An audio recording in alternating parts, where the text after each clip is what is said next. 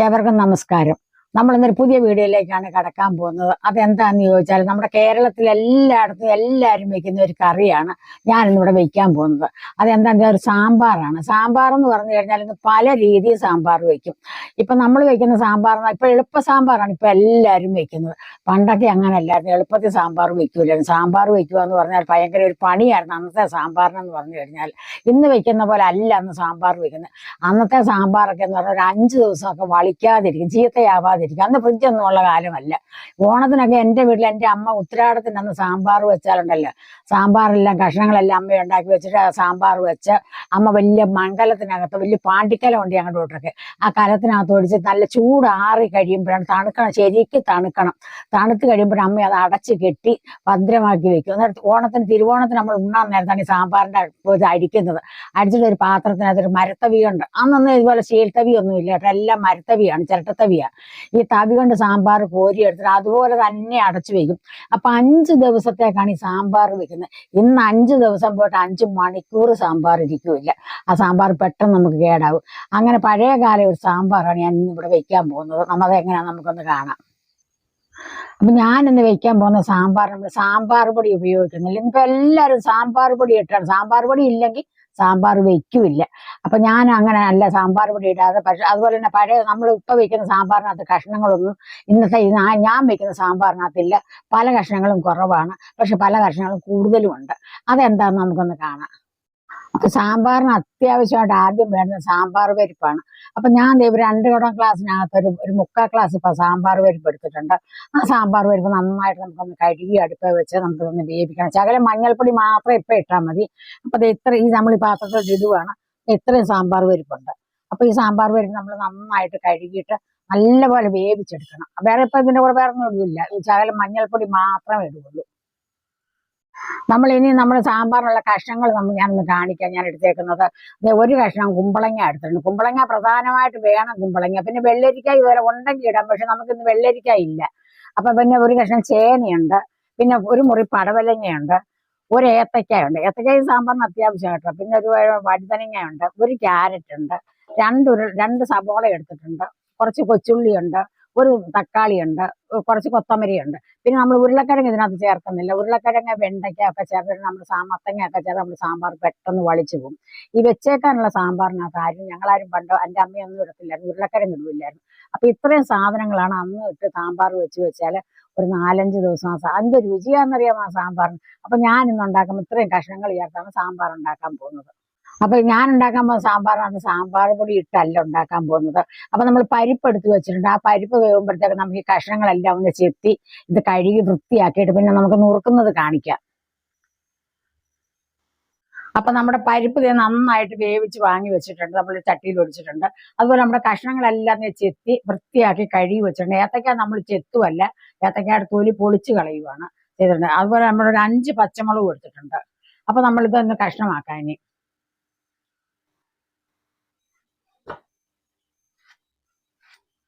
കുമ്പളങ്ങ നമ്മൾ ഈ രീതിയിലാണ് സാമ്പാറിന് നുറുക്കുന്നത്.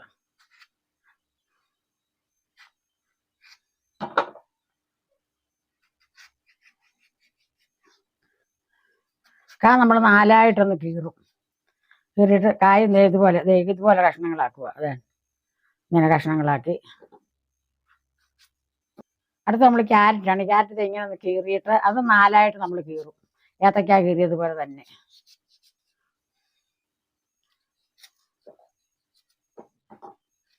അതേ മുഴുപ്പിൽ തന്നെ നമ്മൾ ക്യാരറ്റും അരിഞ്ഞിടുന്നത്. അടുത്ത് നമ്മൾ പടവലങ്ങ ഇച്ചിരി മുഴുക്കാണ്, അല്ലെ പടവലങ്ങ വെന്ത് പോകും. ഈ രീതിയിലിടണം പടവലങ്ങ. വഴുതനങ്ങായി നമ്മളിത് അതേ മുഴുപ്പിൽ തന്നെ വഴുതനങ്ങായി ഇടും. അതിന്റെ അരിയൊക്കെ നമ്മൾ കളഞ്ഞതാ. ചേന നമ്മൾ ഇതുപോലെ ഒന്ന് കഷ്ണമാക്കുന്നത്. ഇതുപോലെ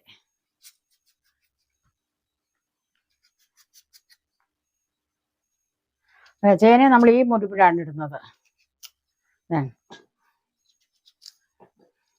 കൊത്തമര നമ്മളിത് ഇങ്ങനെ നീളത്തിലായിരുന്നു. അതാണ് ഇങ്ങനെ വലുതാണെങ്കിൽ 3ആയിട്ട് മുറിക്കും, ചെറുതാണെങ്കിൽ 2ആയിട്ട് മുറിച്ചാൽ മതി. ഇതൊക്കെ 2ആയിട്ട് ഇങ്ങനെ.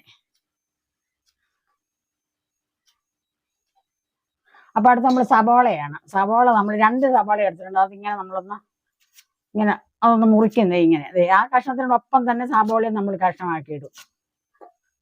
നമ്മൾ ഉരുളക്കിഴങ്ങ് എടുക്കുന്നതേ ഇല്ല കേട്ടോ. ഉരുളക്കിഴങ്ങ് ഇടുന്നില്ല, മുരിങ്ങയ്ക്ക ഇടുന്നില്ല, മത്തങ്ങ ഇടുന്നില്ല, വെണ്ടയ്ക്ക ഇല്ല. അങ്ങനെ ചില സാധനങ്ങൾ നമ്മൾ ഈ സാമ്പാറിനകത്ത് ഇടുന്നില്ല. അപ്പൊ നമ്മൾ ഒരു 2 പിടുത്തം കൊച്ചുള്ളിയാണ്. കൊച്ചുള്ളിയാണ് ഏറ്റവും കൂടുതൽ നമ്മൾ എടുത്തിരിക്കുന്നത്. അതാണ് വേണ്ടുന്നത് നമുക്ക്. അത് വലുതൊക്കെ നമ്മൾ നടുവേ പൊട്ടിക്കുന്നുണ്ട്. ചെറുതൊക്കെ അങ്ങനെ കിട്ടിയേക്കും.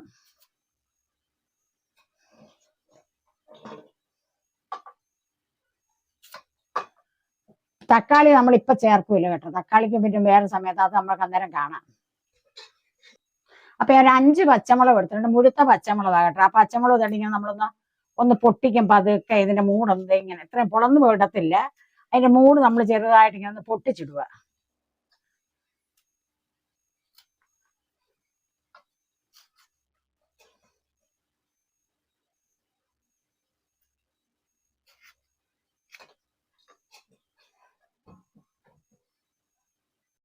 അപ്പൊ നമ്മുടെ കഷ്ണമെല്ലാം റെഡി ആയിട്ടുണ്ട്. അപ്പൊ അടുത്തായിട്ട് ഞാൻ എടുക്കുന്നത് ഇത്രയും വാളംപുളിയാണ്. ഈ വാളംപുളിക്ക് അതൊരു ശകലം വെള്ളം കൊണ്ട് ഒഴിക്കാം നമുക്ക്. എന്നിട്ട് അത് നമുക്കൊന്ന് പിഴിയണം. ഞാൻ ഞെരടിയിട്ട്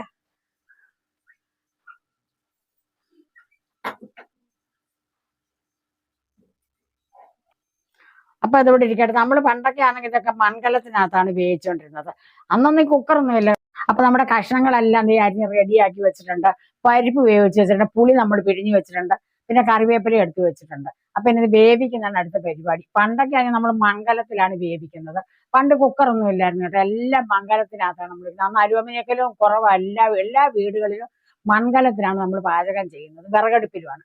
പക്ഷെ ഇന്ന് എനിക്കിപ്പോ തീരെ വയസ്സും ഇല്ലാത്തത് കൊണ്ട് എനിക്ക് വിറകടുപ്പിൽ ഇരുന്ന് കത്തിക്കാനൊക്കെ ഇച്ചിരി ബുദ്ധിമുട്ടുള്ളത് കൊണ്ട് ഞാനൊരു കുക്കറിനകത്താണ് ഇത് വെക്കാൻ പോകുന്നത്. കുക്കറിനകത്ത് വെച്ചാൽ 2 വിസിലേ അടിക്കാവൂ. 3 അടിക്കരുത്. 2 വിസിലടിക്കുമ്പോൾ അപ്പൊ തന്നെ നമ്മൾ കാറ്റും കുത്തി വിടണം. അപ്പൊ നമ്മൾ ഇതെല്ലാം കൂടെ കുക്കറിനകത്തോട്ട് ഇടാൻ നോക്കുക. അപ്പൊ നമ്മൾ ഈ കഷ്ണം അല്ലാണ്ട് ഒരു ചെറിയ കുക്കറിനകത്തോട്ട് ഇടുകയാണ്.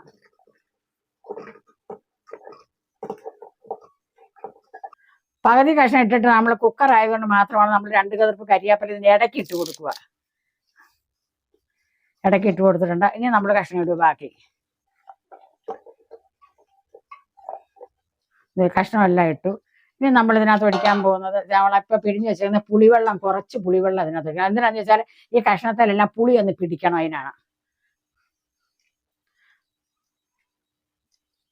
കുറച്ചേ പിടിക്കുന്നുള്ളൂ നമ്മൾ. പിന്നെ നമ്മൾ നമ്മൾ ചേർക്കാം. അപ്പൊ നമുക്ക് ഉപ്പ് ചേർക്കാം. ഇത് ഒരു ചെറിയ സ്പൂൺ, 1 സ്പൂൺ നിറച്ച് ഉപ്പ് എടുത്തിട്ടുണ്ട്. ഇപ്പൊ അത്രയും മതി നമുക്ക്.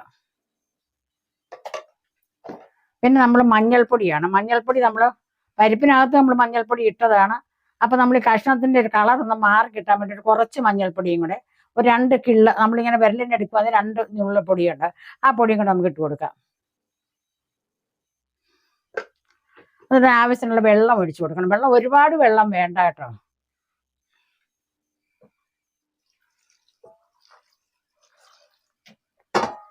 ഈ കഷ്ണത്തിനൊക്കെ വെള്ളം ഇറങ്ങും. അപ്പൊ ഇത്രയും വെള്ളം മതി.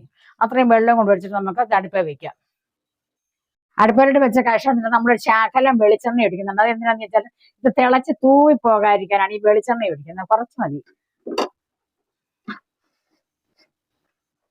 നമ്മൾ വെച്ച തക്കാളി നമുക്ക് ഇത് വേകുമ്പോഴത്തേക്ക് നമുക്കൊന്ന് അരിഞ്ഞു വെക്കാം.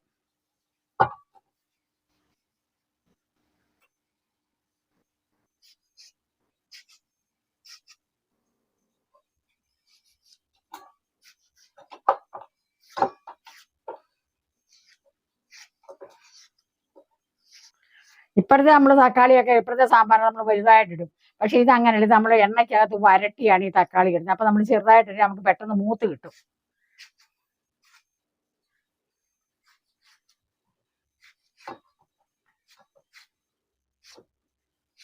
കഷ്ണം വെന്ത് വാങ്ങിയിട്ടുണ്ട്. കുഴഞ്ഞു പോകാതെ നമ്മൾ നോക്കണം. ഒരു വിസിലായാലും നമ്മൾ കഷ്ണം കുഴഞ്ഞു പോകരുത്. അതിപ്പോ കുക്കറി വെക്കണം നിർബന്ധമൊന്നുമില്ല. മൺകലത്തിൽ വെച്ചാലും കുഴപ്പമൊന്നുമില്ല. ആവുന്നവർക്കാണെങ്കിൽ മൺകലത്തിൽ തീ കത്തിച്ച് വെച്ചാലും മതി. അപ്പൊ കഷ്ണം നല്ല ഭംഗിയായിട്ട് എല്ലാം വെന്തിട്ടുണ്ട്. കുഴയാതെ കിട്ടിയിട്ടുണ്ട്. അപ്പൊ അതിന് നമുക്ക് അടുത്ത പരിപാടിയിലേക്ക് പോകാം. അപ്പൊ സാമ്പാറിന്റെ ബാക്കി കാര്യങ്ങൾ ചെയ്യാൻ നമ്മൾ ചീനിച്ചട്ടിയാണ് നമ്മൾ അടുപ്പ് വെച്ചിരുന്നത്. വലിയ ചീനിച്ചട്ടിയാണ്. അപ്പൊ അതിനകത്ത് നമ്മൾ കുറച്ച് വെളിച്ചെണ്ണ ഒഴിച്ചിട്ടുണ്ട്. ആ വെളിച്ചെണ്ണ ചൂടായിട്ട് വേണം കടുക് ഇടാനൊക്കെ ഉണ്ട്. അപ്പൊ എണ്ണ ചൂടായിട്ട് നമ്മൾ സ്വല്പം കടുക് ഇടുവാണ്.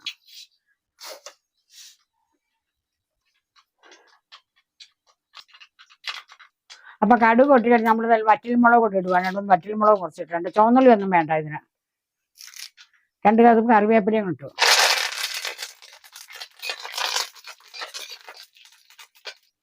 അപ്പൊ ഇനി നമ്മൾ കൊത്തി അരിഞ്ഞ് വെച്ചാൽ തക്കാളി ഇങ്ങോട്ട് ഇടുകയാണ്. തക്കാളി ഇങ്ങനെ ഇടുന്ന പറഞ്ഞാൽ കറി കേടാവാതിരിക്കാനാണ് ഇനി നമ്മൾ ചെയ്യുന്നത്.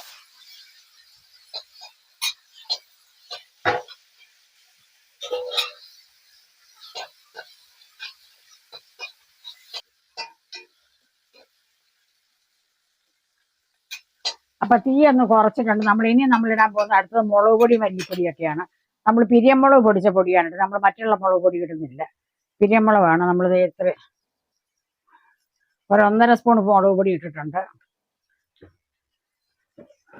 1 സ്പൂൺ മല്ലിപ്പൊടി നിറച്ച അത്രയും മതി. മല്ലിപ്പൊടി കുറച്ച് മതി.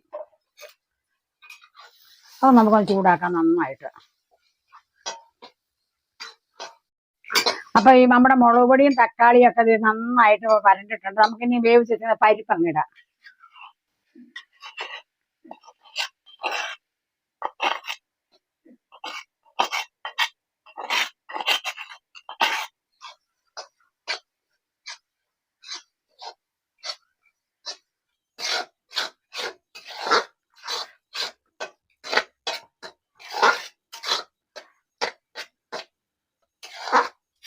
അപ്പൊ നമ്മുടെ തക്കാളി എല്ലാം നമ്മൾ മുളകും എല്ലാം നമ്മൾ എണ്ണയ്ക്കകത്ത് വരട്ടെ. ആ പരിപ്പും കൂടെ അതിനകത്തിട്ട് നമ്മൾ നന്നായിട്ടൊന്ന് ഇളക്കി എല്ലാം കൂടെ ഒന്ന് കൂടിയിട്ടുണ്ട്. ഇനി നമ്മൾ അടുത്തായിട്ട് വേവിച്ച് വെച്ച കഷ്ണമാണ് ഇടാൻ പോകുന്നത്.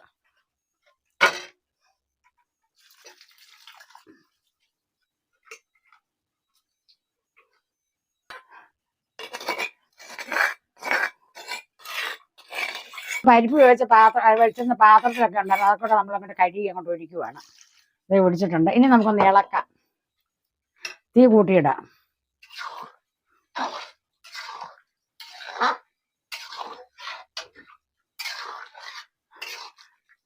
ഇളക്കിയിട്ട് നമുക്ക് വെള്ളം വേണമെങ്കിൽ ഇനി ചേർത്ത് കൊടുക്കാം. നമുക്ക് വെള്ളം വേണം ശകലം കൂടെ. ഇനി നമ്മൾ പച്ചവെള്ളം അതിനകത്ത് ചേർക്കത്തില്ല. ഇനി നമ്മൾ തിളച്ച വെള്ളം തിളപ്പിച്ച് ഞാനിവിടെ അടച്ചു വെച്ചിട്ടുണ്ടായിരുന്നു. ആ വെള്ളമാണ്. കുറച്ച് വെള്ളം കൂടെ നമ്മൾ ഒഴിക്കുക. സാമ്പാർ ഒത്തിരി കുറുകിയിരുന്നാൽ അത് കൊള്ളുമില്ല. നല്ല ഇച്ചിരി വെള്ളം വേണം സാമ്പാറിന്. അപ്പൊ ഉപ്പൊക്കെ നമുക്ക് നോക്കാം. അപ്പോൾ കുറച്ച് ഉപ്പ് ചേർത്തതായിരുന്നു. അപ്പൊ ഉപ്പുണ്ടോന്ന് നോക്കാം. ഇല്ല, ഉപ്പും പുളിയൊക്കെ ശകലം കൂടെ നമുക്ക് ചേർക്കണം.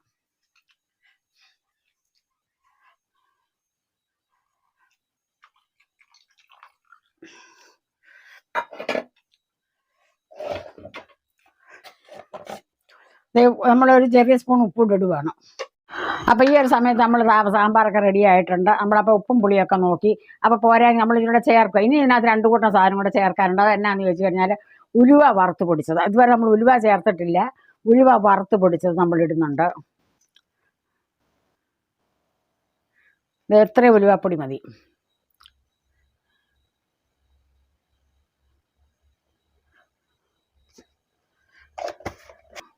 അപ്പോൾ നമ്മളിതിന് ഏറ്റവും സാമ്പാറിൻ്റെ പ്രധാനപ്പെട്ട കാര്യമാണ് കായമാണ്. പണ്ടൊക്കെ നമുക്ക് പൊടി കായമൊന്നുമില്ലായിരുന്നു. നല്ല കട്ടക്കായമായിരുന്നു. കട്ടക്കായം എന്ന് പറഞ്ഞാൽ ആ കായത്തിന് എന്ത് മണമായിരുന്നു അറിയാമോ. ഇതുപോലെ പൊടിയൊന്നുമില്ലായിരുന്നു. ഇപ്പോൾ നമ്മൾ പൊടിയാണ് എല്ലാവരും കായത്തിന് മേടിക്കുന്നത്. അപ്പോൾ നമ്മൾ ഇച്ചിരി കൂടുതൽ ചേർക്കണമെങ്കിൽ നമ്മുടെ സാമ്പാറിന് കായം നന്നായിട്ട് വരുള്ളൂ. സാമ്പാറിന് കായം മണക്കുന്ന ഒരു ചൊല്ലുണ്ട് കേട്ടോ. അപ്പോൾ നമ്മൾ നന്നായിട്ട് കായപ്പൊടി ഇട്ടിട്ടുണ്ട്. അപ്പോൾ നമുക്കൊന്ന് ഇളക്കിയിട്ട് നോക്കാം. കായമൊക്കെ അത് മതിയെങ്കിൽ നമുക്കത് മതി. അല്ലെങ്കിൽ നമുക്ക് ശകലം കൂടെ ചേർക്കണം കായം.